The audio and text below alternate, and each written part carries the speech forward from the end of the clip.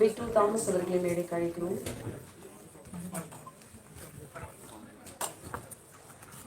படத்தோட டீம் யாரும் இருந்தீங்கன்னா அப்படியே ஸ்டேஜ் கொண்டுங்க.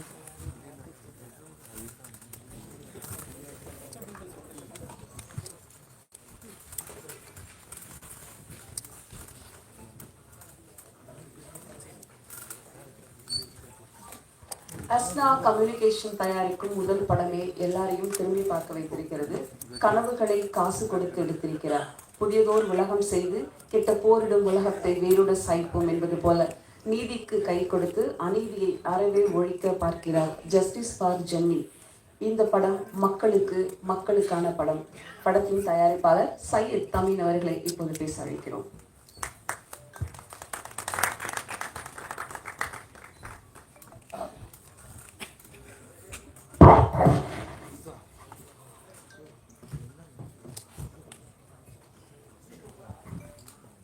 எங்கள் அழைப்பை ஏற்று இங்கு வந்த அனைவருக்கும் நன்றி. இங்கு அமர்ந்திருக்கும் சினிமாவை சேர்ந்த சான்றோர்களுக்கும் அனைவருக்கும் என் நன்றியை தெரிவித்துக் கொள்கிறேன். கதைக்களத்தை மட்டுமே வைத்து திரையுலகில் பயணித்து வெற்றி பெற்ற இயக்குனர் சிகரம் பாக்யராஜ் சார் அவர்களின் முன்னிலையில் நமது ஆடியோ ரிலீஸை வெளியிடுவதில் நான் மகிழ்ச்சி அடைகிறேன். ஜஸ்டிஸ் ஃபார் ஜெனி, இதில் கதைகளம்தான் இருக்கிறது, வேறு எந்த மாஸ் மீடியாவும் இல்லை. இது ஒரு உண்மை சம்பவம். வஞ்சிக்கப்பட்ட தன் தோழிக்கு நீதி வேண்டும் என்று போராடும் இன்னொரு தோழியின் கதை. இந்த நீதி மறுக்கப்படுகிறதா, தாமதமாக கிடைக்கிறதா, நீதி கிடைக்கவில்லையா, இறுதியில் என்ன நடக்கிறது? ஒரு யதார்த்தமான கதை. இது ஒரு உண்மை சம்பவம். இந்த கதையின் கதாநாயகனான வில்லனுக்கு நிஜ வாழ்க்கையில் 2023ஆம் ஆண்டு தான் பூந்தமல்லி ஹைகோர்ட்டில் தீர்ப்பு வழங்கப்பட்டது. இது ஒரு உண்மை சம்பவம் என்பதற்கு இதுதான் எடுத்துக்காட்டு. அடுத்ததாக ப்ரொடியூசர் என்றால் உற்பத்தியாளர், தயாரிப்பாளர் என்று பொருள். எந்த ஒரு பொருளையோ அல்லது எந்த ஒரு விஷயத்தையுமோ தயாரித்து அவர் சந்தைக்கு எடுத்து வருகிறார். உதாரணமாக விவசாயி விதை விதைத்து அதை மழைக்கும் வெயிலுக்கும் பாதுகாத்து அறுவடை செய்து நெல்மணிகளை பாதுகாத்து சந்தைக்கு எடுத்து வைக்கிறார். கடைசி வரை அந்த விவசாயியால் அந்த நெல்மணிக்கு விலையை நிர்ணயிக்க முடியவில்லை. இதுதான் அனைத்து தொழிலும் உற்பத்தியாளர்களுக்கு உள்ள நிலைமை. இங்கும் ப்ரொடியூஸ் செய்கிறோம். நடுவில் வரும் அனைவர்களும் இடைத்தரகர்களும் வியாபாரம் செய்கிறார்கள். ஆனால் அந்த உற்பத்தியாளருக்கு கடைசியில் தான் லாபமா நஷ்டமா என்பது தெரிய வருகிறது. ஒரு தயாரிப்பாளர் தான் நல்ல இயக்குனரை உருவாக்க முடியும். நல்ல இயக்குனர் தான் ஒரு நடிகரை உருவாக்க முடியும். ஆகவே மக்களின் மனதில் முதலில் பதியக்கூடியது தயாரிப்பாளர் தான். மற்றவைகள் அதுக்கப்புறம்தான். கடைசியாக இந்த படத்தை அனைவரும் சினிமாவில் பார்த்து, தியேட்டரில் பார்த்து தயாரிப்பாளர்களை வாழ வைங்கள் என்று கூறி விடைபெறுகிறேன். நன்றி, வணக்கம். Thank you sir. இவ்வளோ அழகான தமிழில் படத்தோட டீட்டெயிலே சொல்லியிருக்கீங்க, ரொம்ப நன்றி. அடுத்ததாக நாம் பேச அழைக்கிறோம். நிறைய கோர்ட் ட்ராமா படங்கள் தமிழ்லையும் பார்த்துருக்கோம், மலையாளத்திலையும் பார்த்துருக்கோம். ஆனால் ஜஸ்டிஸ் ஃபார் ஜென்னி படத்தில் ரொம்பவே உணர்வுபூர்வமான ஒரு கலை அமைப்பை கொடுத்துருக்காங்க. ஒரு எம்டி லேண்டில் மார்ச்சுவரி கிளப்பாக இருக்கட்டும், போலீஸ் ரூமாக இருக்கட்டும், கான்ஃபரன்ஸ் ரூமாக இருக்கட்டும், ரொம்ப அழகாக இது ஒரு செட்டு அப்படிங்கிறது தெரியாமல் இந்த படத்தோட முக்கியமான ஒரு பங்கு எடுத்த ஆர்ட் டைரக்டர் PV பாலாஜி அவர்களை இப்போது பேச அழைக்கிறோம்.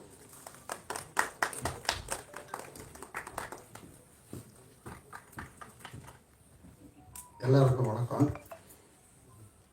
இந்த படத்துடைய இயக்குனர், டைரக்டர், ப்ரொடியூசருக்கு நன்றியை தெரிவித்துக்கிறேன்.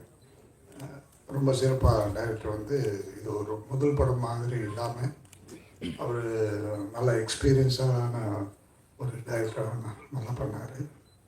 எல்லாருக்கும் வணக்கம். நன்றி நன்றி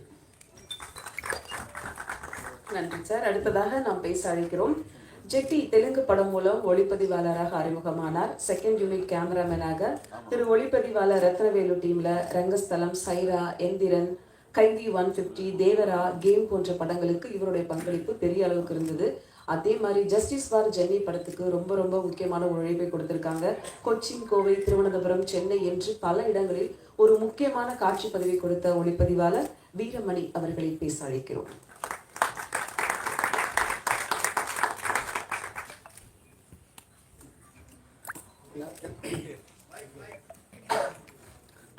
எல்லோருக்கும் வணக்கம்.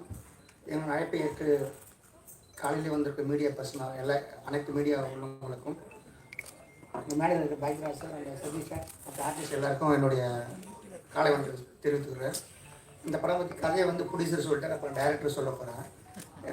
சொல்லி நான் அது ஜென்ரலாக பேசுகிறேன். நான் டெக்னிக்கலாக இந்த படம் ஷூட் பண்ணது சென்னை, கொச்சின், அதுக்கப்புறம் திருவனந்தபுரம் இங்கெல்லாம் ஷூட் பண்ணோம். இதில் நைட் எஃபெக்ட் இருக்குது, டே எஃபெக்ட் இருக்குது. ஸோ இந்த சைக்கலாஜிக்கல் மர்டர் த்ரில்லர் அப்படின்றதுனால ஸோ டபுள் வேரியேஷன் கலர் பேட்டர்னில் ஷூட் பண்ணலாம் அப்படின்னு சொல்லிட்டு நான் டே எஃபெக்ட் ஷூட்டுக்கு சோனி வெனிஸ்டும், நைட் எஃபெக்ட்டுக்கு அலெக்ஸா கேமரா ஷூட் பண்ணோம். எதுக்குன்னா இப்போது ஸ்கின் டோன் மார்னிங்கில் ஸ்கின் டோன் நம்மளுக்கு லைவாக இருக்கும், நைட்டில் கொஞ்சம் கான்ட்ராஸ்ட்டாக டீப்பாக இருக்கும். அந்த பர்பஸ்க்காக. ஸோ அது இல்லாமல் இப்போ வான்கார் வாய்ஸ் ஸ்டைலில் டேரக்டர் வான்கார் சொல்லலாம் அந்த பேட்டர்னில் ஒரு மர்டர் த்ரில்லில் லைட்டிங் பண்ணியிருக்கேன், கலர் பேட்டர்ன் யூஸ் பண்ணியிருக்கேன். ஸோ இந்த படத்துக்கு நான் வர முக்கியமான காரணமாக இருந்த டைரக்டர் சந்தோஷ் சாருக்கும் நன்றி. இந்த படத்தை ஏற்படுத்தி கொடுத்த producer Syed sir and Lal சாருக்கு நன்றி. என் அழைப்பை ஏற்று இங்கே வந்திருக்க அனைவருக்கும் நன்றி. Thank you very much. உங்களுக்கும் எங்களோட நன்றி. அடுத்ததாக நாம் பேச அழைக்கிறோம் படத்தோட எடிட்டர் பற்றி ரொம்ப முக்கியமாக சொல்லணும். துல்கர் சல்மானோட 100 Days of Love உட்பட மோகன்லால், மம்முட்டி படங்களோட இவங்களோட எடிட்டிங் ரொம்ப முக்கியமாக பேசப்பட்டிருக்கு. அது மட்டும் இல்லை, காலம் எல்லா காயங்களையும் மாற்றும், ஆனால் ஆழமான காயத்தை ஒருபோதும் ஆழ்ந்த சுகத்தை ஆற்றாது அப்படிங்கிற மாதிரி ஜஸ்டிஸ் ஃபார் ஜென்னி படத்துக்கு இவங்களோட எடிட்டிங் ரொம்ப அற்புதமான ஒரு நேர்த்தியான எடிட்டிங் கொடுத்துருக்காங்க. இவங்களோட ட்ரைலர் கட்டாக இருக்கும், படத்தோட முக்கியமான காட்சிகளுக்கு இவங்களோட எடிட்டராக இருக்கட்டும் அற்புதமான வேலை பார்த்து கொடுத்த சந்தீப் அவர்களை இப்போது பேச அழைக்கிறோம். கௌதம் வின்சென்ட் படத்தோட இசையமைப்பாளர். மோகன்லால், பிருத்திவிராஜ் நடித்த எம்புரான் படத்தின் பின்னணி இசைக்கு ரொம்ப முக்கியத்துவம் கொடுத்திருக்காங்க. ஆனால் ஜஸ்டிஸ் ஃபார் ஜென்னி படத்துல இசையமைப்பாளர் அறிமுகமாகி இருக்காங்க. ஒரு சோகத்தை ஒரு இசையால வடித்து கொடுக்க முடியும் அப்படிங்கிறத அழகா தன்னோட இசை மூலம் காமிச்சிருக்காங்க. ஆழப்புழால இருந்து கோடம்பாக்கத்துக்கு வந்திருக்கக்கூடிய இசையமைப்பாளர் கௌதம் வின்சென்ட் அவர்களை இப்போது பேச அழைக்கிறோம்.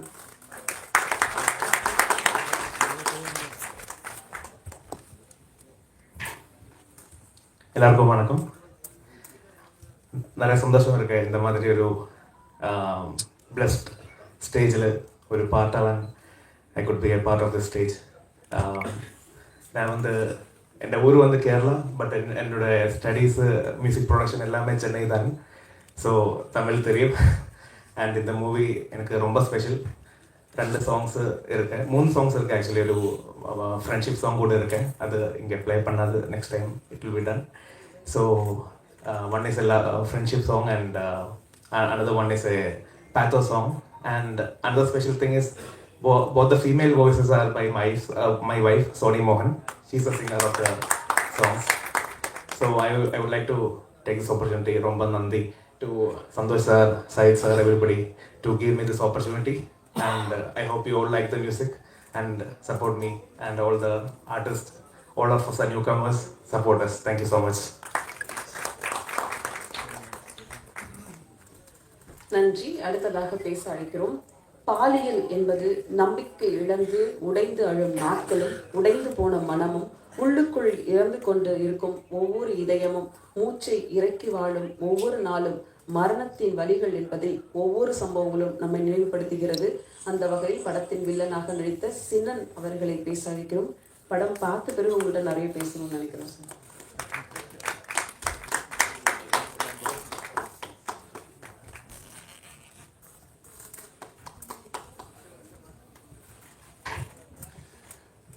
எல்லாருக்கும் வணக்கம். இவ்வளோ பேச தெரியாது. என் பேர் சினான்.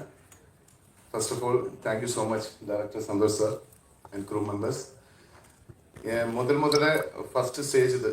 எப்படி பேசணும் எப்படி சொல்ல தெரியாது. எந்திருந்தாலும் இதில் நல்லொரு ரோல் பண்ணி பண்ணியிருக்கேன். எல்லாரும் பார்க்கணும். இண்டஸ்ட்ரியில் ஃபஸ்ட்டு தான். அது எப்படி போகுது எப்படி வருது தெரியாது.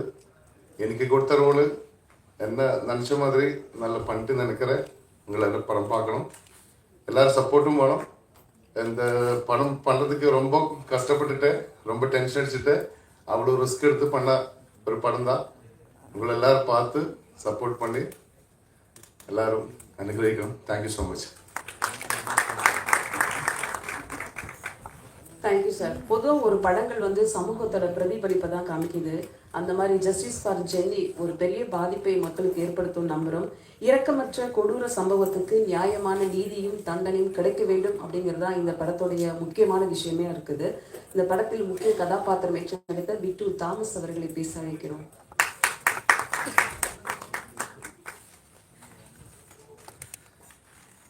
Good morning everyone. வணக்கம். நான் சொன்ன மாதிரி I am also from Kerala, Cochin. Tamil தெரியும், ஆனால் பேசுறதுக்கு தெரியாது. பட் கற்றுக்கிட்டு இருக்கு, இப்போ நல்லா கற்றுட்டு இருக்கு. நல்ல நல்ல தமிழ் படம் பண்ணுறதுக்காக. Anyway first of all it's a dream come true moment. இங்கே ஜஸ்டிஸ் ஃபார் ஜெனியில் first of all thank you director Santhosh sir for giving this opportunity. Believe பண்ணி இந்த கேரக்டர் பெரிய கேரக்டர் தந்துறதுக்கு. And to the producer sir, Sai, Tamil sir, thank you. And each and everybody, the crew, DOP sir, Veeramani sir, the whole crew, Ashika, Aishwarya, Sinan, and the music director, Golam, Nalla Panni vechirukkinga. And you have seen 2 songs here, na, 2 song. Adum Golam sonna madri avanga ponnadi da paadittu irukku. And she have done so many Malayalam, sang so many Malayalam songs in Malayalam industry. You know, Bhagiraj sir, like I got a very good opportunity to work with your son in the movie called Balti. Nalla panni vechirukkinga sir. I respect him. He done a very good job in that. You know, the Justice for Jenny is one of the small strong movie. Meaning just movie படத்துல movie name il irukku Justice for Jenny. அது justice கிடைக்கும் வரைக்கும் it's a suspense crime thriller subject. And எல்லாரும் போய் பார்க்கணும். பார்த்துட்டு ஜெனுவினாக respond பண்ணணும். இது வந்து என்னோட செகண்ட் தமிழ் மூவி. நல்லா என்ன சொல்லுவது, ஃபர்ஸ்ட் ஒன் வாஸ் லாந்தா. It's a small character done in that movie. This is my everyone. Thank you.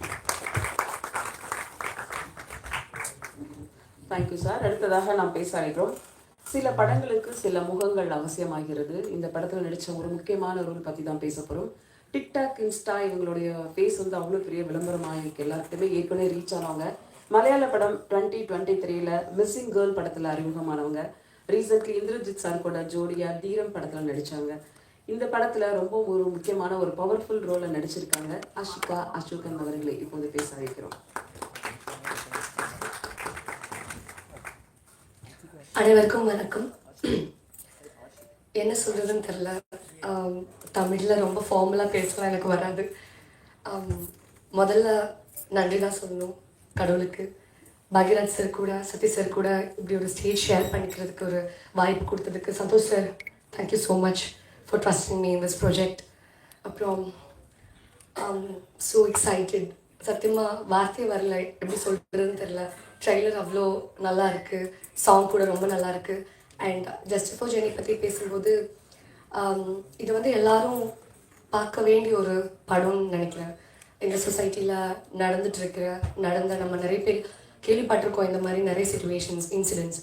So அதுக்கெல்லாம் ஒரு பெரிய ஒரு இம்பேக்ட் வர மாதிரி ஒரு சப்ஜெக்ட் எடுத்து வச்சுருக்காங்க. அண்ட் ஒர்க்கிங் எக்ஸ்பீரியன்ஸ் சொல்லும்போது பிட்டு, சேட்டன், ஐஸ்வர்யா, கௌதம், சேட்டன், அப்புறம் இன்னும் நிறையா சீனியர் ஆர்டிஸ்ட் கூட ஸ்க்ரீன் ஷேர் பண்ணுறதுக்கு கூட ஒரு வாய்ப்பு கிடைச்சிருக்கு. So thank you so much media persons for being here. எங்கள் வந்திருக்கிற எல்லாருக்கும் நன்றி.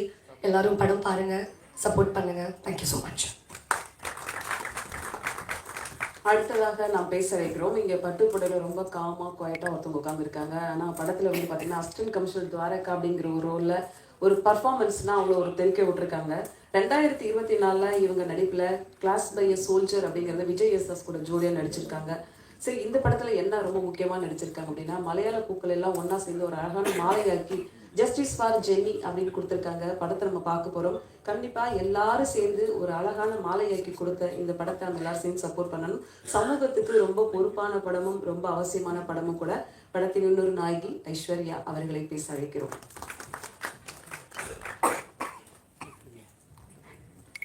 அனைவருக்கும் வணக்கம். தேங்க்யூ அக்கா, ரொம்ப நல்லா சொன்னீங்க. ஸோ சொல்லப்போனால் ரொம்ப வருஷம் இல்லை, 2 வருஷம் ரொம்ப வெயிட் பண்ணி இந்த ஒரு ஸ்டேஜ்க்காக அவ்வளோ நாள் வெயிட் பண்ணேன். ஸ்டேஜில் இருக்கக்கூடிய Baagi sir, Sathyaraj sir, Santhosh sir, Ashika, Bittu சேட்டன், என் க்ரூ, மியூசிக் டைரக்டர் எல்லாருக்கும் ரொம்ப ரொம்ப நன்றி. ஜஸ்டிஸ் ஃபார் ஜெனியை பற்றி சொல்லணும்னா கண்டிப்பாக மஸ்ட் வாட்ச் மூவி. இன்றைக்கி நம்ம நாட்டில் என்ன நடக்குதோ அதுக்கான ஒரு ஜஸ்டிஸ் வேணும் அப்படின்னு நம்ம மூவியில் தெளிவாக நம்ம காட்டியிருக்கிறோம். நம்புகிறோம் எல்லாருக்கும் பிடிக்கும். ஸோ கூட இருந்து எல்லாம் சப்போர்ட் பண்ணுங்க. Thank you so much. தேங்க்யூ. அடுத்ததாக நாம் பேச அழைக்கிறோம். சினிமா இன்னும் சிறிய தொடக்கம் எண்ணற்ற ஆசைகளை கைப்பிடித்து அழைத்து வருகிறது. சத்யராஜ் சார் அவர்களுடைய நடிப்பில் லா அண்ட் ஆர்டர் படத்தை தயாரிச்சிருக்காங்க. ஜஸ்டிஸ் ஃபார் ஜென்னி படம் மூலம் இயக்குனராக இங்கே அறிமுகமாகியிருக்காங்க. பொதுவாக நீதி என்பது மனசாட்சி, நீதியின் குரலை அங்கீகரித்து சத்தியத்தின் முன்னாடி நிற்க வைக்கணும் குற்றவாளிகள் அப்படிங்கிற சொல்ல போகிற படம் தான் ஜஸ்டிஸ் ஃபார் ஜென்னி. படத்தின் இயக்குனராக அறிமுகமாகும் சந்தோஷ் ரேயான் அவர்களை இப்போது பேச அழைக்கிறோம்.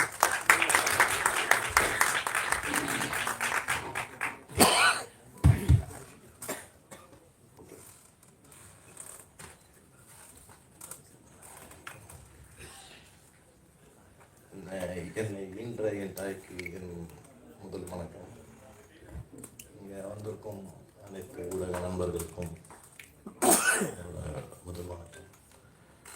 மற்றும் என் இனிய நண்பர், இந்த படத்தின் தயாரிப்பாளர் திரு சையத் தமீன் அவர்களுக்கும், இந்த படத்தில் நான் என்ன நினைக்கிறேனோ அதை ஒரு விஷுவலாக காட்டுறதுக்கு என்னோட கண்ணா, இந்த படத்தோட கண்ணா இருந்த என்னோட கேமராமேன் வீரமணி அவருக்கும், நான் என்ன சீன் பண்ண போகிறேன், எனக்கு இதுக்கு என்ன பேக்ரவுண்ட் வேணும், இது எப்படி இருந்தால் நல்லாயிருக்கும்னு சொல்லி எல்லாம் கூட ஒன்று ஒன்றா பார்த்து செஞ்சு கொடுத்த என்னோட ஆர்ட் டைரக்டர் பாலாஜி அண்ணன் அவர்களுக்கும், என்னோட படத்தில் துணை இயக்குனராக பணிபுரிஞ்ச இனிய நண்பர் வீரமணி, சுந்தர், தேவா, அக்கீரா, சிவா, ஆனந்தன், இவர்கள் அனைவருக்கும் என்னோட நன்றியும் வணக்கத்தையும் தெரிவிச்சுக்கிறேன். எனக்கு இன்னொரு முக்கியமான நபர் இருக்கார். இந்த படத்தை முடிக்கிறதுக்கு கூட இருந்து எல்லாம் சப்போர்ட் பண்ணி இந்த படத்தை இந்த ஸ்டேஜுக்கு வரைக்கும் கொண்டு வந்திருக்கு லால் தேவசாகியாமன் அவர்களுக்கும், இன்றைக்கி இந்த மூவியை ஆடியோ லான்ச் வரைக்கும் கொண்டு வந்து கொடுத்துருக்க குகன் சார் அவர்களுக்கும் என்னோட நன்றி தெரிவிச்சுக்கிறேன். இந்த படம் நாங்கள் பிளான் பண்ணி ஸ்டார்ட் பண்ணும்போது இது எப்படி ஸ்டார்ட் பண்ண போகிறோம், எப்படி முடிக்க போகிறோன்ற ஒரு பயமும் குழப்பமும் இருந்துச்சு. ஸோ அந்த மாதிரி டைமில் எனக்கு கூட இருந்து ரொம்ப சப்போர்ட்டாக இருந்தவங்க சையத் சாரும் என்னோட அண்ணன் லால் தேவசாகியம் சாரும்.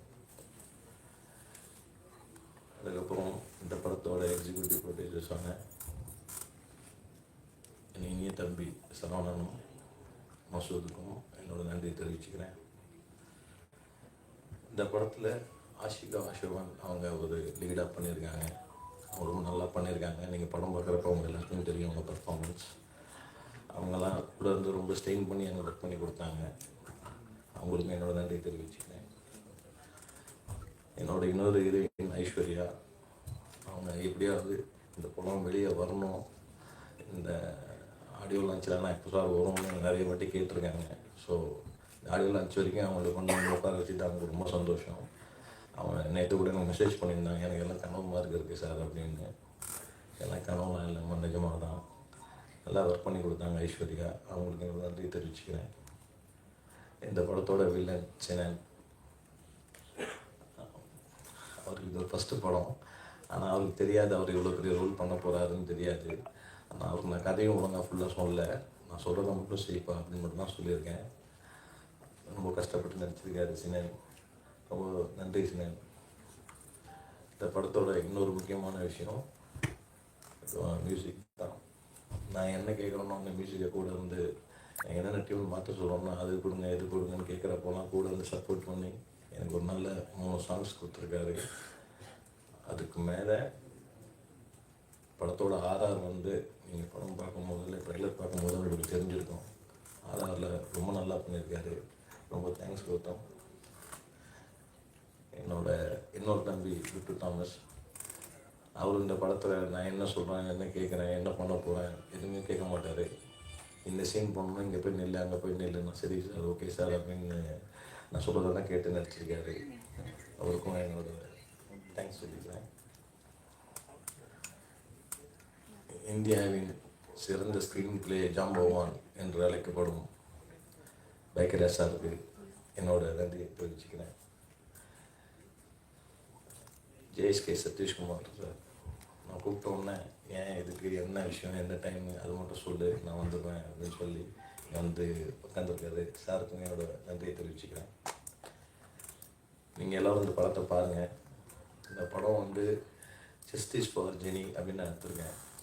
ஆனால் ஜஸ்டிஸ் ஃபார் அப்படின்ற ஒரு வார்த்தை ஒரு நாள் இல்லை, ஒரு வாரம் இல்லை, ஒரு மாதம் இல்லை, ஒரு வருஷம் இல்லை, நீங்கள் கண்டினியூவாக அந்த வார்த்தையை எல்லா மாநிலங்களிலும் கேட்டுட்டு தான் இருக்கீங்க. இந்த மாதிரி இஷ்யூ நடந்துட்டு தான் இருக்குது. இந்த மாதிரி படங்கள் நிறைய வந்தாலுமே திரும்ப திரும்ப அந்த வாய்ஸ் நம்மளுக்கு கேட்டுட்டு தான் இருக்குது. இதில் வந்து என்ன ஒரு விஷயம்னா, இதில் வந்து நம்மளோட கவர்மெண்ட்டோ இல்லை நீதித்துறையோ காவல்துறையோ இது மட்டும் அந்த பிரச்சனையை சால்வ் பண்ணிடும் அப்படின்னு நம்ம நினைக்க முடியாது. இது ஒரு மனிதனோட தனிப்பட்ட ஒழுக்கம். அந்த ஒழுக்கம் கரெக்டாக இருந்தால் இவ்வளோ பிரச்சனைகள் நடக்காது. ஸோ டிசிப்ளின், செல்ஃப் டிசிப்ளின் வந்து எல்லாருக்கும் இருக்கணும். ஸோ இதெல்லாம் நான் இந்த படத்தில் சொல்லியிருக்கேன். அது இல்லாமல் இன்னும் நிறைய விஷயங்கள் நான் சொல்லியிருக்கேன். பெண்கள் பற்றி சொல்லியிருக்கேன். முக்கியமாக பெண் பிள்ளைகளை பெற்ற அனைத்து பேரண்ட்ஸும் இந்த படத்தை பார்க்கணும். அதே மாதிரி அனைத்து பெண்களுமே இந்த படத்தை பார்க்கணும். ஏன்னா இது வந்து ஒரு பெண்களுக்கான படம், ஒரு ஃப்ரெண்ட்ஷிப்கான படம். நீங்கள் ட்ரெய்லர்லேயே பார்த்துருப்பீங்க. இந்த ட்ரெய்லரில் என்ன நடக்குது, ஏது நடக்குது, என்னென்ன போயிட்டுருக்கு. அந்த சாங்கில் நீங்கள் பேத்தா சாங்லேயே பார்த்துருப்பீங்க. உங்களுக்கே அதில் ஒரு விஷயங்கள் புரிஞ்சிருக்கும். என் தோழியே நீ திரும்பி வா அப்படின்னு சொல்லி அந்த லிரிக்கே இருக்கும். ஸோ உங்களுக்கு எல்லாருக்கும் இது புரிஞ்சிருக்கும்னு நினைக்கிறேன். ஸோ இன்னும் இந்த படத்தை பார்க்கும்போது இதில் நான் இன்னும் டீப்பாக என்ன சொல்லியிருக்கேன், பெண்கள் எப்படி எப்படிலாம் இருக்கலாம், எப்படிலாம் இருக்கக்கூடாதுன்னு சொல்லியிருக்கேன். அதே மாதிரி எல்லா விஷயங்களுமே பெண்களுக்கான சேஃப்டி எல்லா விஷயம் நான் இந்த விஷயத்தை பேசியிருக்கேன். நீங்கள் கண்டிப்பாக இந்த படத்தை பார்த்தீங்கன்னா உங்கள் எல்லாருக்கும் புரியும், தெரியும். நீங்கள் எல்லோரும் இந்த படத்தை தேட்டரில் போய் பார்த்து எங்களை மாதிரி ஆர்டிஸ்ட்டு, எங்களை மாதிரி ஒரு ஃபஸ்ட்டு படம் டைரக்டர் பண்ணியிருக்கேன். எனக்கு என்னோட மியூசிக் டைரக்டருக்கு இவங்க எல்லாருமே ஒரு ஃபஸ்ட்டு படம் பண்ணியிருக்காங்க. இவங்க எல்லாருமே வந்து சக்ஸஸ் ஆகி மேலே வந்து இன்னும் நிறைய படங்கள் செய்யணும், நானும் நிறைய படங்கள் செய்யணும் அப்படின்றத நீங்கள் எல்லாம் எனக்கு ஒரு ஆசீர்வாதம் பண்ணி எல்லோரும் வந்து தேட்டரில் படம் பார்க்கணுன்னு எல்லோரும் பணி அன்போடு கேட்டுக்கொள்கிறேன். தேங்க்யூ. தேங்க்யூ, நன்றி. ரீசெண்ட்லி வெளிவந்த BP 150 படம் கூட பாக்யராஜ் சார் ஒரு அழகான நடிப்பை கொடுத்துருந்தாங்க. அந்த படமும் பெண்களுக்கான பிரச்சனைகளை பற்றி பேசிச்சு. ரொம்ப நன்றி சார், அந்த மாதிரி படங்களில் நீங்கள் நடித்ததுக்கு. அடுத்ததாக நாம் பேச அழைக்கிறோம்.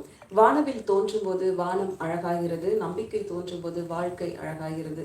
இவரின் ஒவ்வொரு நம்பிக்கையும் அழகாகி அற்புதமாகி பேரதிசயமாகி சினிமாவில் வெற்றி பெற்று வலம் வரும் நடிகர், இயக்குனர், தயாரிப்பாளர் ஜெய்கே சதீஷ் அவர்களை உங்கள் முன் பேச அழைக்கிறோம்.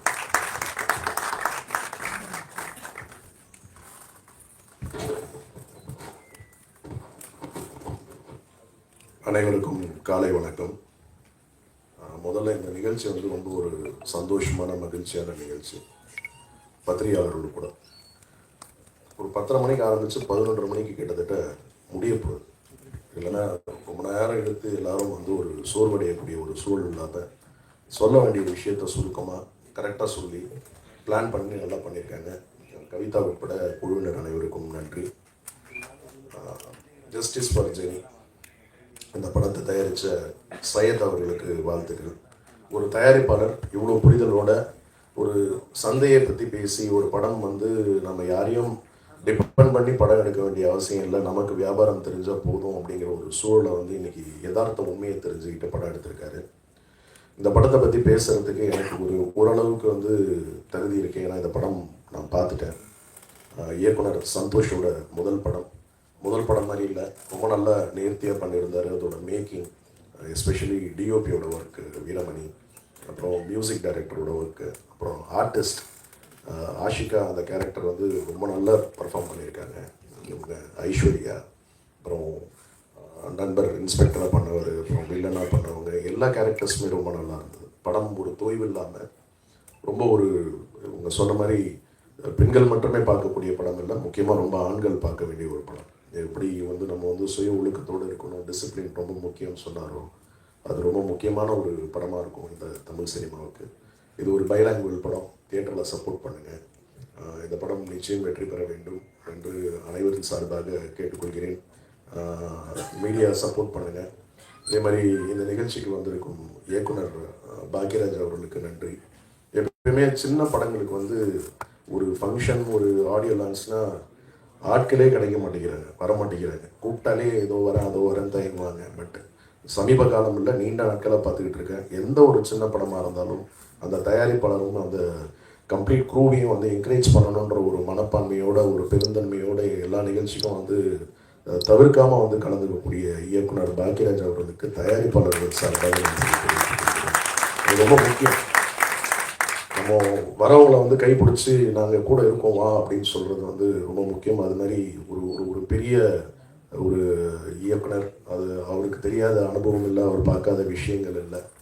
ஸோ அவரெல்லாம் வந்து வாழ்த்துறதே உங்களுக்கு ஒரு வெற்றி தான் அப்படின்னு நான் நம்புகிறேன். மீண்டும் இந்த நேரத்தில் இந்த படத்தை நிச்சயம் நீங்களாம் வந்து சப்போர்ட் பண்ணணும். டெஃபினட்டாக வந்து எந்த விதத்துலேயும் வந்து ஒரு தொய்வில்லாத ஒரு படமாக இருக்கும் அப்படிங்கிறது மாத்திரம் நம்பலாம். வாழ்த்துக்கள் அனைவருக்கும். நன்றி.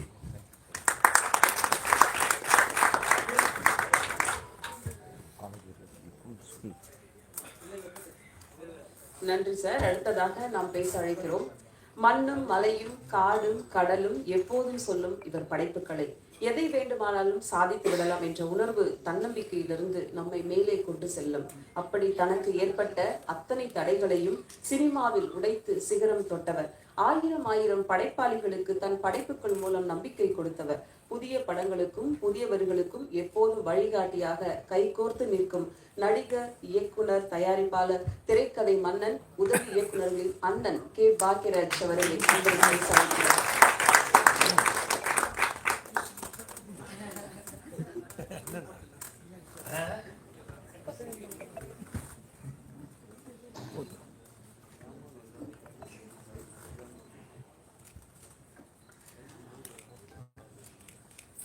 ஜென்னி ஃபார் ஜஸ்டிஸ் திரைப்படம்.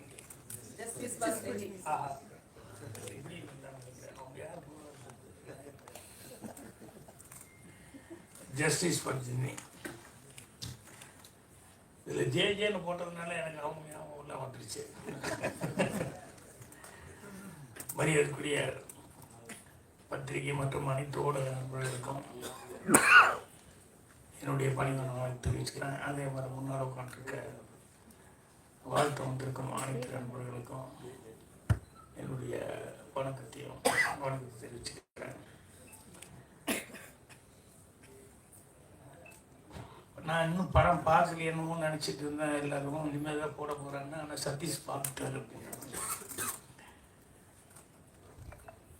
சதீஷ் அவர் நடிகர், இயக்குனர், தயாரிப்பாளர்.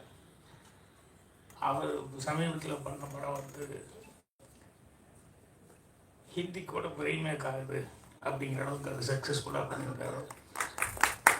ஸோ ரொம்ப சந்தோஷமாக இருக்குது. ஏன்னா படங்கள் இப்போல்லாம் ரீமேக் பண்ணுறதுங்கிறது கொஞ்சம் ரேராக தான் ரீமேக் ஆகுது. ரொம்ப நல்ல படங்கள் ரொம்ப நல்லா கலெக்ஷன் ஆச்சு அப்படின்னா தான் ரீமேக் ஆகுது. ஸோ அந்த மாதிரி ஹிந்தியில் பண்ண போகிறாங்கன்னு சொல்லும்போது ரொம்ப சந்தோஷமாக இருந்தது. ஸோ அவர் படம் பார்த்துட்டு அவர் சொல்கிறாரு அப்படிங்கும்போது கண்டிப்பாக கரெக்டாக அவருடைய இது ஃபோட்டோகிராஃபி பற்றி, கேமராமேனை பற்றி சொல்லிட்டு இருந்தார், மியூசிக் பற்றி சொன்னார். அப்புறம் அந்த படமும் ஒரு டிஃப்ரெண்ட்டான ஒரு இதில் எடுத்திருக்காங்க அப்படின்னு சொன்னார். ஸோ எனக்கும் முதல்ல எல்லாத்துக்கும் வணக்கம் சொல்லிடலாம்.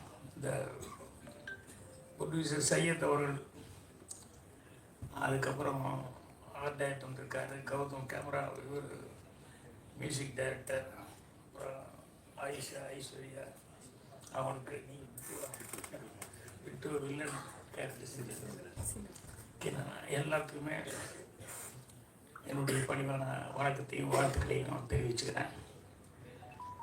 ப்ரொடியூசர் இவர் டைரக்டர் வந்து சந்தோஷ் அவர்கள் வந்து இன்வைட் பண்ணும்போது சும்மா என்ன கதை என்னன்னு சொல்லி ஜென்ரலாக படத்தை பற்றி தெரிஞ்சுக்கலான்னு சொல்லி கேட்கும்போது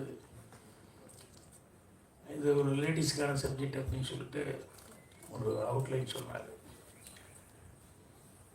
அவர் முன்னால் எங்கேயாவது ஒர்க் பண்ணியிருக்காரா என்னன்னு சொல்லிட்டு யாராவது வந்தாலும் கேட்பதில்ல, யார்கிட்ட ஒர்க் பண்ணீங்க என்ன அப்படின்ட்டு.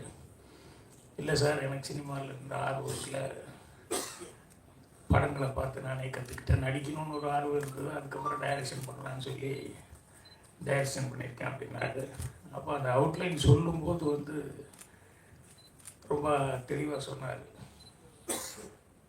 அது சட்டம், போலீஸ், காவல்துறை, நீதித்துறை இது சம்மந்தப்பட்டதாக இருந்தது அந்த சப்ஜெக்டு.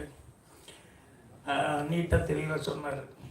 புதுசாக பண்ண போகிறது யார்கிட்டையும் ஒர்க் பண்ணாமல் பண்ணுறாரு அப்படிங்கும்போது அவர் சொல்கிற நேரேஷனில் வந்து அவர் எவ்வளோ அழகாக சொல்லுவார் அப்படின்னு சொல்லிட்டு அதுலேயே என்னால் ஊகிக்க முடிஞ்சது. அவர் மட்டும் இல்லை, அவர் கூட சரவணன் எக்ஸிக்யூட்டிவ் ப்ரொடியூசர் வந்தார். இவர் சொல்லிட்டு இருக்கும்போது நடுவில் அவரும் போந்துட்டு சில இடங்கள் இவர் தண்ணி குடிக்கிற கேப்பில், ஃபோன் பேசுகிற கேப்பில் எல்லாம் வந்து அவரும் படத்தை பற்றியும் மற்ற விஷயத்தை பற்றியும் சொல்லிட்டு இருந்தார். அவர் எவ்வளோ நாலேஜோடு இருக்கார் சினிமாவில் அப்படிங்கிறது பார்க்கும்போது எனக்கு உண்மையிலேயே ஆச்சரியமாக இருந்தது. அது எல்லாத்த விட பெரிய ஆச்சரியம் ப்ரொடியூசர் சையத் வந்து ஆரம்பித்தார் பாருங்க கதையை பற்றி. ஸோ வெறும் பணம் போட்டு படம் பண்ணுற தயாரிப்பாளராக மட்டும் இல்லாமல் அவரும் இந்த கதை என்ன ஏது அப்படிங்கிறதெல்லாம் கேட்டு தெளிவாக வந்து இதை பண்ணியிருக்காரு அப்படின்னு சொல்லும்போது அதை தான் கேமராமேன் வந்து யாரோ பேசும்போது சொல்லிட்டாங்க, எல்லாருமே கதையை பற்றி பேசிட்டாங்க, இனிமேல் நான் அதை பற்றி என்ன சொல்கிறது அப்படின்னு சொல்லிட்டு அவரோட தொழில் ரீதியாக சில விஷயங்கள் சொன்னார். டே எஃபெக்ட்டுக்கு என்ன கேமரா யூஸ் பண்ண, எதை வச்சு ஷூட் பண்ண, நைட் எஃபெக்ட்டுக்கு அதுக்கு காரணங்கள் அது இதெல்லாம் சொன்னார். ஸோ சதீஷ் அவர்கள் பர்டிகுலராக வந்து கேமராமேனை வந்து அப்ரிஷியேட் பண்ணியிருக்காரு போது எனக்கும் படம் பார்க்கணும் அப்படிங்கிற மாதிரி ரொம்ப ஆர்வமாக இருந்தது. இது கிரைம் சம்மந்தப்பட்டது அப்படின்னு சொல்லும்போது எனக்கு ரொம்ப பிடித்தது. நான் அதிகமாக படம் பண்ண முடியல. நான் வந்து விடிவரை காத்திரு பண்ணேன், அப்புறம் ஒரு கைதின் டைரி, இதுதான் ஸ்கிரிப்ட் பண்ணேன். பாக்கி புறமே ஃபேமிலி ஓரியன்டாக பண்ணேன். ஆனால் எனக்கு உண்மையிலே பிடித்தமானது அப்படிங்கிறது வந்து கிரைமு. நான் சினிமா பார்க்குறத விட கிரைமு, ஆக்ஷன் இது மாதிரி இருக்கிற படங்கள் தான் நான் நிறைய பார்ப்பேன். அதை ரொம்ப லைக் பண்ணுவேன். ஏன்னா அது செய்கிறதும் கஷ்டம். இவர் முதல் படமே வந்து சந்தோஷ் வந்து எப்படி ஸ்கிரிப்ட் பண்ணியிருக்காருன்னு நினைக்கும் போது எனக்கு ஆச்சரியமாக இருக்குது. ஏன்னா அந்த கிரைமுக்கு அப்படிங்கும்போது அதுக்கு கொஞ்சம் தனிப்பட்ட ஒரு இதெல்லாம் வேணும். அதை ஸ்கிரிப்ட் பண்ணுறது, சீன் பண்ணுறது அதெல்லாம். ஸோ ரொம்ப தைரியமாக வந்து இது பண்ணியிருக்காரு. ஏன்னா எனக்கு வந்து ரொம்ப வருஷம் முன்னாடி சினிமாவுக்கு வந்த ஒரு சில நான் பார்க்கல. ஆனால் எங்களோட அசிஸ்டண்ட்டு இதில் குழுவில் வந்து ஸ்டோரி டிஸ்கஷன் எல்லாம் உட்காந்துருப்பாங்க. கலைஞான சார், கரங்கசன் இவங்கெல்லாம், அவங்கெல்லாம் ரொம்ப சீனியர்ஸு. அம்மாரா இவங்கெல்லாம் உட்காந்துருக்கும் போது ஏதாவது அவங்க சர்வீஸுக்கு சில படங்கள்லாம் சொல்லுவாங்க. அதில் கனகசன் சார் ஒரு க்ரைம் சப்ஜெக்ட் சொன்னாங்க. எனக்கு ரொம்ப பிடிச்சது. அது இன்னும் மனசில் அப்படியே பதிவாயிருக்கு. என்னென்னா 2 பேர் அக்கா தங்கச்சிங்க. அதில் ஒருத்தி வந்து நல்ல ரிச்சு, நல்ல பணக்காரி ஆகிட்டா. இன்னொரு தங்கச்சி வந்து கொஞ்சம் சுமாராக தான் அவருடைய சூழ்நிலை. அவன் எங்கேயோ தனியாக இருக்கிறா, ஐயோ அக்கா ஒரு இடத்துல இருக்கிறா. ஆனால் அக்கா வந்து எவ்வளோ பணம் இருந்தாலும் எவ்வளோ வசதி இருந்தால் கூட தங்கச்சியை வந்து எல்லா ஃபங்க்ஷனுக்கும் கூப்பிட்டு அவங்களுக்கு என்ன செய்யணுமோ, என்ன ஹெல்ப் பண்ணணுமோ எல்லாமே பண்ணி தங்கச்சியை நல்லா கவனிச்சிட்டாங்க. இருந்தாலும் மனிதனுக்கு ஒரு பெரிய ஒரு வீக்கான ஒரு சமாச்சாரங்கிறது பேராசை. இப்போ அக்கா என்ன செஞ்சாலும் அந்த தங்கச்சிக்கு வந்து அவள் இடத்துல நம்ம இல்லையே, நம்ம அந்த பணக்காரி போய் நம்ம இல்லையே அப்படிங்கிறது வந்து அவளுக்கு எப்பவுமே என்ன ஹெல்ப் பண்ணால் கூட அது ஒரு சின்ன அவளுக்குள்ளே ஒரு இதாக இருந்துட்டு இருந்தது. இந்த இடத்துல நம்ம இருந்து அவ்வளோ நல்லா இருக்கும்னு. அதில் என்னென்னா 2 பேரும் ட்வின்ஸாக இருக்கிறதுனால அச்சு அசப்பில் 2 பேரும் ஒரே மாதிரி இருப்பாங்க. பேச்சு எல்லாமே ஒரே மாதிரி இருக்கும். வீட்டில் இருக்கிறவங்க ரிலேஷன் தடுமாறுவாங்க. இது யார் அக்கா யார் தங்கச்சின்னு கூப்பிட்றதுல வந்து ஒரு கன்ஃபியூஷன் அவங்களுக்குள்ள. அந்த அளவுக்கு அவங்க 2 பேரும் ஒரே மாதிரி ஒரு ஒற்றுமை இருக்குது. அப்போ அவளுக்கு ஒரு தப்பான ஒரு எண்ணம் வருது. அக்கா இல்லைன்னா நம்ம அந்த இடத்துல இருந்தோம்னா யார் நம்ம கண்டுபிடிக்க முடியும் அப்படின்னு சொல்லிட்டு இவ வந்து அக்காவை ஏதாவது பண்ணிட்டு நம்ம அந்த இடத்துல வந்து உட்காந்துடுறோம்னு சொல்லிட்டு இந்த செக்கில் கையெழுத்து போடுறது முதல் கொண்டு எல்லாமே வந்து அவள் ப்ராக்டிஸில் வந்து எல்லாம் இருந்துருந்து எல்லாமே பக்காவாக இருக்குது. யாருனாலையும் கண்டுபிடிக்க முடியாதுங்கிற அளவுக்கு. அப்போ ஒரு தடவை வந்துட்டு அக்காவை வந்து பார்த்துட்டு எல்லாத்துக்கும் தெரியுமா ஊருக்கு போகிறேன் அப்படிங்கிற மாதிரி சொல்லிவிட்டு அதுக்கப்புறம் திடீர்னு மிட் நைட்டில் யாருக்குமே தெரியாமல் அக்காவுக்கு ஃபோன் பண்ணி ஏதோ ஒரு அர்ஜென்ட் மேட்டருங்கிற மாதிரி வந்து அக்காவை மர்டர் பண்ணி அந்த பாடி எங்கேயோ மறைச்சி இது பண்ணி விட்டு இவன் வந்து இவர் தான் அக்கா அப்படிங்கிற மாதிரி அடுத்த நாள்லேருந்து அங்கேயே இருந்துருவாள். ஸோ யாருக்கும் எந்த சந்தேகம் வரல. அந்தளவுக்கு வந்து அவள் பக்காவாக வந்து அக்கா மாதிரியே எல்லாமே பண்ணிட்டு இருப்பாங்க. அந்த மாதிரி எல்லாமே செக்கு கையெழுத்து போடுறது அது இது எல்லாத்துலேயும் பர்ஃபெக்டாக இருந்ததுனால யாருக்குமே எந்த சந்தேகம் வராது. அப்போ திடீர்னு ஒரு போலீஸ் ஆஃபீஸர் வருவார். வந்து அவருக்கு வந்து அந்த பொண்ணுக்கிட்ட வந்து கேட்பார், இந்த மாதிரி உன் அக்கா இங்கே அப்படின்னு. இல்லை நான் தான் அக்கா அப்படின்னு இவ சொல்லுவாள். இல்லை அக்கா எங்கேன்னு சொல்லு அப்படின்னு சொல்லி கேட்டால் இல்லை நான் தான் அக்கா, அவனுக்கு என்ன சந்தேகம், எதில் சந்தேகம் அப்படின்னா அப்போ ஒன்றும் இல்லை ஒரு விஷயம். அது என்னன்னா உங்கள் அக்கா வந்து ஒருத்தர் கொலை பண்ணிட்டா, அதுக்கு எல்லா எவிடன்ஸ் இருக்குது. அதனால் அக்காவை தான் தேடிட்டு வந்தேன் நான்.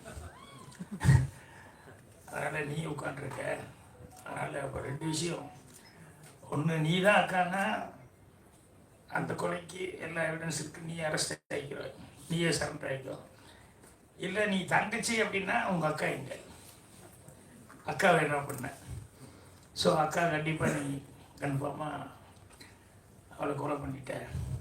ஸோ அதனால் நான் வெளியே வெயிட் பண்ணுறேன். ஒன்று அக்காவுன்னா அக்காவை பண்ண கொலைக்காக வந்து சரண்டர் ஆகிக்கும், இல்லை தங்கச்சின்னா அக்காவை கொலை பண்ணதுக்காக வந்து சரண்டர் ஆகிக்கும். நான் வெளியே உங்களுக்கு டைம் கொடுக்குற ஒரு 1/2 அன் ஹவர் யோசிச்சுட்டு வா அப்படின்னு சொல்லிட்டு. ஸோ இந்த கதை வந்து 50-60 வருஷத்துக்கு முன்னாடி நான் கேட்டது. சரி, அப்போவே எந்த அளவுக்கு அவங்க புத்திசாலித்தனமாக திங்க் பண்ணி இப்படி ஒரு ஸ்கிரிப்ட் பண்ணியிருக்காங்க அப்படின்னு சொல்லும்போது அந்த க்ரைம்ங்கிறது எவ்வளோ வித்தியாசமான க்ரைமு, எப்படி கதையை வந்து இப்படி திங்க் பண்ணியிருக்காங்க அப்படின்னு சொல்லும்போது ரொம்ப ஆச்சரியமாக இருக்கும். அதே மாதிரி இந்த சட்டம், லாயர் அது இதுன்னு சொல்லிட்டு அதெல்லாம் நிறையா வருது. எனக்கு சின்ன வயசுலலாம் வந்து இந்த கோர்ட்டுக்கிட்டலாம் போட்டு அந்த இதெல்லாம் கட்டிக்கிட்டு யுவரானர் அப்படின்னு சொல்லிட்டு லாயர்கிட்டலாம் பேசும்போது பார்த்தா எனக்கு ரொம்ப அது ஒரு பெரிய ஹீரோ மாதிரி எனக்கு ஒரு ஃபீலிங். அதனால் நம்ம லாயருக்கு தான் படிக்கணும் அப்படின்னு சொல்லிட்டு சின்ன வயசில் ஆசைப்பட்டேன். அப்புறம் பார்த்தா சூழல்கள் அது படிக்க முடியல. அப்புறம் கடைசியில் எதுவுமே டிகிரிக்கே படிக்க முடியல போயிடுச்சு. அது வேறு பிஎஸ்சியே ஃபெயில் ஆகி வந்துட்டோம். இந்த லாயர் அப்படின்னு சொல்லும்போது சினிமாவில் வந்து திருட வந்து ரொம்ப புத்திசாலித்தனமாக என்னென்ன பாதுகாப்பு பண்ணி வச்சுருந்தாலும் அதை வந்து எல்லாத்தையும் தாண்டி எப்படி வந்து திருடிட்டு போகிறான் அல்லது ஒரு தப்பு பண்ணிட்டு போகிறான், க்ரைம் பண்ணிட்டு போகிறான் அப்படிங்கிறது அவனுக்கு அதுக்கு ஒரு புத்திசாலித்தனம் வேணும். இது எல்லாம் தாண்டி போலீஸ்னு ஒரு டிபார்ட்மெண்ட் வருது. வந்து அவங்க உள்ளே வந்து இது எப்படி இந்த எவன் இப்படி திருடிட்டு போயிருப்பான், எந்த வழியாக வந்திருப்பான், எந்த வழியாக அப்படி பண்ணியிருப்பான், அதுக்கு என்ன எவிடன்ஸ் இருக்குது அப்படின்னு சொல்லிட்டு அவன் வந்து மண்டையை உடைச்சி கடைசியில் கரெக்டாக கண்டுபிடிச்சி போலீஸ் வந்து அவனை அரெஸ்ட் பண்ணுவாங்க. அதுக்கு ஒரு பெரிய மோடு வேணும்.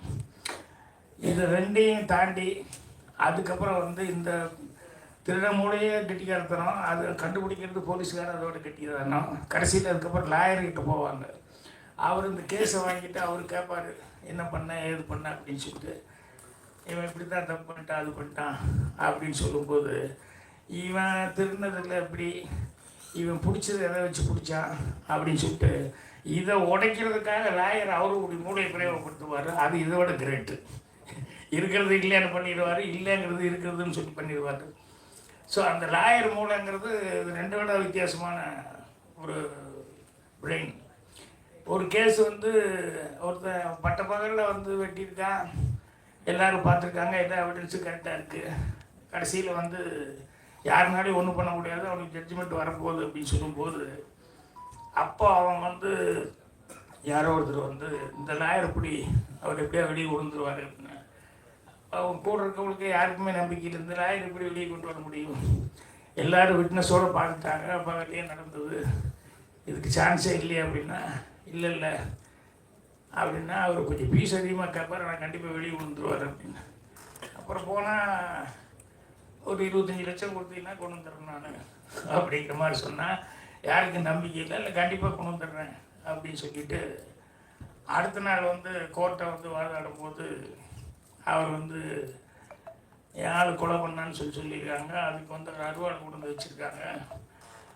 அதனால் ஒரு 1/2 hour டைம் எடுத்து அதுக்கப்புறம் நீங்கள் தீர்ப்பு சொல்லுங்கள் அப்படின்னு சொல்லி ஜட்ஜுக்கிட்ட அந்த அருவாள் எடுத்துகிட்டு போய் கரெக்டாக இருக்கு வெட்டினாள் அவருடைய பிளட்டு தானே அப்படின்னு சொல்லி அதை செக் பண்ணிட்டு வந்து சொல்லுங்கள் அப்படின்னா ஒரு 1 hour கழித்து வந்து அதில் இருந்த ரத்தம் மனுஷ ரத்தமே இல்லை, ஆடு வெட்டி அந்த ரத்தம் தான் அப்படின்னு சொல்லி ரிப்போர்ட் வந்துடுச்சு.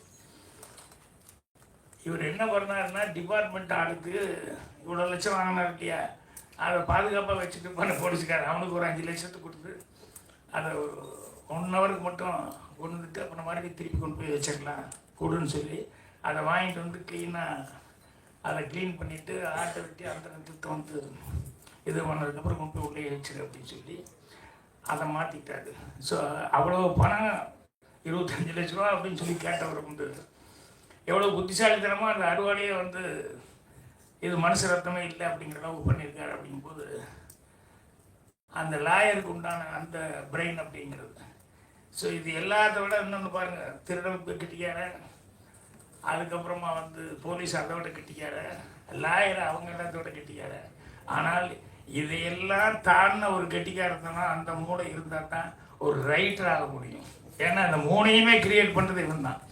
போலீஸ் திருடனையும் தான் கிரியேட் பண்ணி ஆகணும், எப்படி திருடுறான்னு, போலீஸ் எப்படி கண்டுபிடிக்கிறாங்கிறது இவன் தான் கிரியேட் பண்ணணும், லாயர் எப்படி ஆர்கியூ பண்ணுறாருங்கிறதும் ரைட்டு தான் கிரியேட் பண்ணணும். அப்படிங்கும்போது இந்த ரைட்டருங்கிறவன் எல்லாமே தாண்டி அவன் யோசிக்கணும் அப்படின்னு சொல்லி அந்தளவுக்கு அதுக்கு வந்து நாலேஜ் இருக்குது. அதனால தான் க்ரைம் செய்யும்போது வந்து எவ்வளோ கேர்ஃபுல்லாக வந்து க்ரைம் பண்ணுறாங்க அப்படின்னு சொல்லிட்டு அந்த மாதிரி சப்ஜெக்ட்டுக்கு தான் பண்ணுறாங்க. ஏன்னா இப்போ வந்து ட்ரெண்ட் ஆகி போச்சு, வெப் சீரிஸ் அது எல்லாமே நிறையா பார்த்தீங்கன்னு சொன்னோம்னா எல்லாமே ஏதாவது ஒரு க்ரைமு அதை எப்படி கண்டுபிடிக்கிறாங்க என்ன அப்படிங்கிறது அதை ஃபாலோ பண்ணி போகுது. அது என்னென்னா படம் பார்க்கும்போது ஒரு இன்ட்ரெஸ்டாகவும் இருக்கும் அந்த மாதிரி கதைகள் பண்ணும்போது. ஸோ இப்போ என்கிட்ட வந்து பேசிகிட்டு இருக்கும்போது கூட ஒரு 2 படத்தை பற்றி சொல்லிகிட்டு இருந்தார். அவசியம் பாருங்கள், இந்த படங்கள்லாம் உங்களுக்கு பிடிக்கும் அப்படின்னு சொல்லிட்டு. ஸோ அவர் வந்து க்ரைம் வந்து இந்தளவுக்கு ஃபஸ்ட்டு படம் இந்த ஜஸ்டிஸ் ஃபார் ஜெனி அதை வந்து அதுதான் க்ரைமாக அதை வந்து மெயினாக வச்சு பண்ணியிருக்காரு. ஸோ ஒரு தப்பு நடக்குது அப்படிங்கிறது நமக்கு தெரிஞ்சிருச்சு, கதையில் வந்து இது பண்ணிச்சு. அதை வந்து அந்த தப்பை வந்து நிவர்த்தி பண்ணுறதுக்கு அந்த கேஸை மறுபடியும் எடுத்து ஏதோ பண்ணுறாங்க அப்படிங்கிற மாதிரி இந்த கதை வந்து ஒரு அவுட்லைன் கேள்விப்பட்டேன். ஸோ கதை வந்து கேட்டப்பவே ரொம்ப இன்ட்ரெஸ்டிங்காக இருந்தது. இப்போ சதீஷ் அவர்கள் எல்லாம் சொன்னதுக்கப்புறம் பார்த்தா எப்போ படம் போடுவாங்க அப்படிங்கிற அளவுக்கு இருக்குது.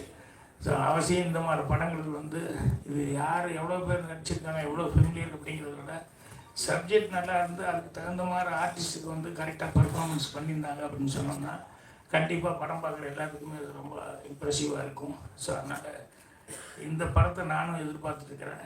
கண்டிப்பாக பத்திரிகையாளர்கள் எல்லாம் வந்து இந்த மாதிரி அது எல்லாமே பொதுவாக நீங்கள் வந்து படங்களுக்கு வந்து பத்திரிகை மற்றும் டிவி ஊடக நண்பர்கள் அவங்க வந்து கொடுக்குற அந்த ஃபஸ்ட்டு பேஸாக அவங்க வந்து ஓப்பனிங்கை வந்து பார்த்துட்டு அவங்க சொல்கிறது வச்சு, ஏன்னா நிறைய பேர் இன்றைக்கி சினிமா பார்க்குறவங்க ரிவ்யூ எல்லாம் என்ன வந்திருக்குப்பா பார்த்துட்டு போகலாம், சும்மா அனாவசியமாக காசு செலவு பண்ண வேண்டாம் அப்படிங்கிற லெவலில் தான் இருக்காங்க. அதனால் எல்லாருமே வந்து அந்த ரிவ்யூக்காக வெயிட் பண்ணுறாங்க. ஸோ உங்களுடைய ரிவ்யூங்கிறது வந்து இந்த மாதிரி சின்ன படங்களுக்கு நல்ல படங்களுக்கு கண்டிப்பாக ஒத்துழைப்பு கொடுக்குற அளவுக்கு இருக்கணும். அதை நீங்கள் செய்வீங்க அப்படின்னு சொல்லிட்டு நான் நம்புகிறேன். ஸோ இந்த டீமுக்கு எல்லாத்துக்குமே வந்து அட்வான்ஸாக என்னுடைய வாழ்த்துக்கள் தெரிவிச்சுக்கிறேன். சதீஷ் படம் எப்படி இந்திக்கு போச்சு அதே மாதிரி வந்து இவருடைய படமும் இந்த படமும் வந்து ஜஸ்டிஸ் ஃபார் ஜென்னியும் வந்து கண்டிப்பாக அடுத்த லாங்குவேஜ்லாம் இப்போவே பை லாங்குவேஜ்லாம் எடுத்துக்காங்க. தெரியாது நான் தமிழ் தான் அப்படின்னு.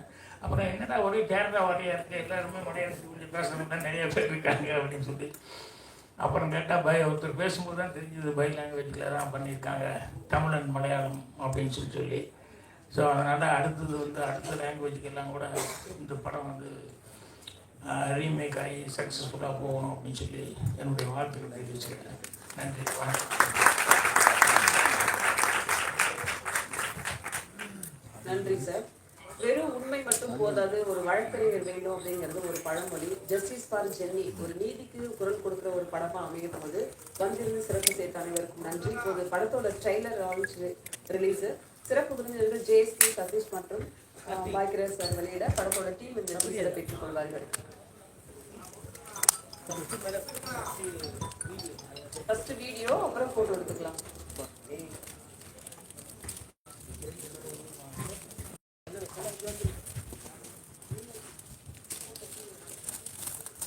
போட்டோ எடுங்கம்மா, போட்டோ எடுங்க.